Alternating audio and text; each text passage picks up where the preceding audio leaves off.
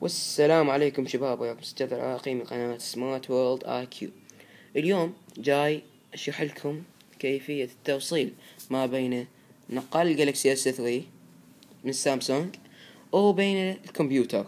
طبعا الكمبيوتر هنا عندي اتش بي. طبعا هاي الطريقة ما يعني قصدي بدون اي كيبل او واير. هاي الطريقة وايرلس، يعني تشتغل لاسلكيا إذا تعرفون مثل ما تعرفونها. طبعا هذه الطريقة تتطلب برنامج واحد فقط لا غير.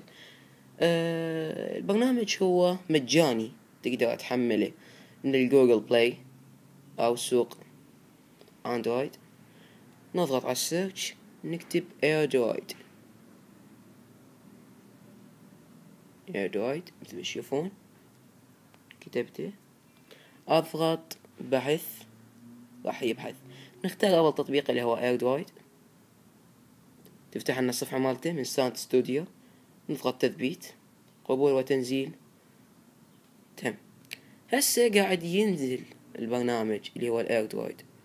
جاري التثبيت، تم التثبيت بنجاح. اوكي، ما يطلع لنا تم التثبيت نروح عليه. تلاحظون هذه ايقونته مثل ما تشوفون ايردرويد. نفتحها، تطلع لنا الصفحة الرئيسية. هنا كله اضغط التالي. بالنسبة للنسخة الانجليزية تضغط نيكست. اوكي، للغة الانجليزية عفوا. اوكي، هذا شو يطلع لنا؟ راح تطلع لنا الصفحة الرئيسية البرنامج، وعندنا اتصال وادوات وتوصيات. تمام. عندنا من هنا الضبط، اعدادات الايردرويد، وعندنا من هنا الاعدادات مالته. اوكي، احنا هذا كله ما نغرض بيه، راح نسوي سالفة واحدة. شلون نكنك؟ اوكي، هاي العملية تحتاج متصفح. طبعا شوفون هسه شلون راح اكنك. يطلع لنا هاي الخطوات شلون تكنك. هسه اعلمكم شلون. تابعوا وياي. اول شي نروح نفتح المتصفح، اي متصفح عندك، مو غير مشترط متصفح معين. مثل ما تشوفون هنا أنا مطيني اي بي، يا تلاحظون انتو هذا الاي بي. ادخل عليه وبعدين عليكم شو حاسوي. طبعا الاي بي هو 192.168.104.9 او 4 ثمانيات.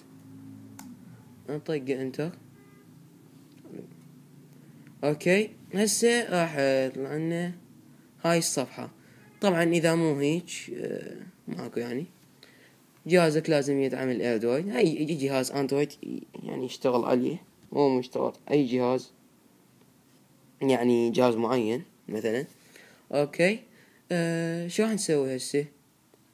راح يطلب منه الباسورد. شنو الباسورد هذا؟ راح تسألون. هذا هو الباسورد او الباسكود او اي شيء. اوكي، ندخل هذا الكود 7G، بس نتأكد من اللغة انجليزي. اوكي، نطلع منها كابس لوك اون، نضغط 7G O 8 7 Z F. اوكي، نضغط لوجن كونكتينج 100. اشتغل الجهاز مثل ما تشوفون. هسه انا مكنك على النقال. يعني شلون مكنك على النقال؟ يعني هسه انا اقدر اتحكم بكل شي بنقالي عن طريق الكمبيوتر. مثل ما تلاحظون على اليمين هنا يطلع لنا نوع الجهاز اللي مكنك. هسه يطلع لنا هنا المساحة المستخدمة والمساحة الكلية. يطلع لنا هنا اذا اريد افتح عنوان. طبعا هنا بليز كونكت شارجر، عادي هاي بالشحن لان نقالي انا مشحون. اوكي، طلعنا من هنا مكنك على الواي فاي. اوكي، اريد اتصفح اي ملفات اقدر اتصفحها.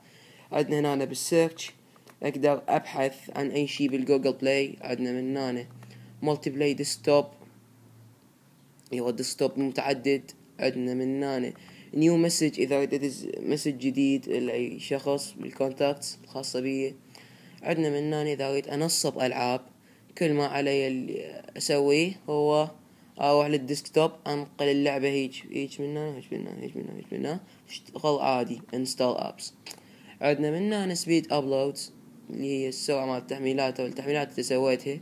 ايضا يطلع لنا هنا المجلدات الموجودة بالجهاز، كافة الملفات الموجودة بيه، والشو ديسكتوب اللي هو هذا الديسكتوب مالتي.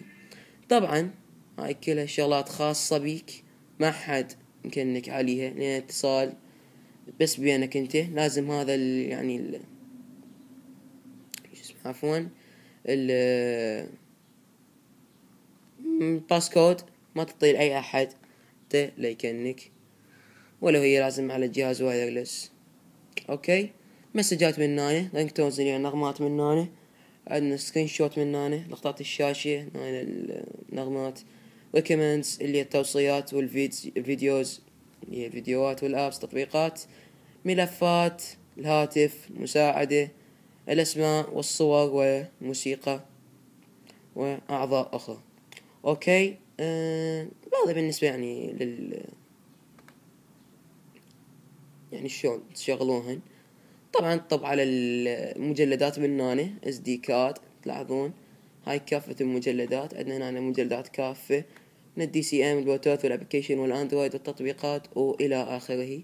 تقدر تبحث من هنا كيفية العرض، ملف جديد والى اخره من الشغلات. طبعا اذا اريد اشرح لكم كافة الشغلات الخاصة بي يعني راح ياخذ هواي وقت. يعني هاي بس شلون تكنك وليش. اذا تريد تكنسل او تطلع من هاي الموضوع، ندخل باسورد هنا. مثلا اذا تريد تطلع فقط تضغط قطع الاتصال، تشوفون قطع اتصال، سوي له قطع، تم القطع. وهنا ايش راح يطلع لك؟ تشوفون service stopped by device، يعني الخدمة توقفت من قبل الجهاز. اوكي، نطلع من الاندرويد، وهذا هو اللي عندي. اتمنى يا شباب عجبكم الشرح، لا تنسون اللايك والسبسكرايب طبعا اذا حبيتوا الشرح واستفادتوا منه. واذكركم كان وياكم سجاد العراقي من قناة سمارت وورلد IQ. شكرا للمشاهدة، مع السلامة.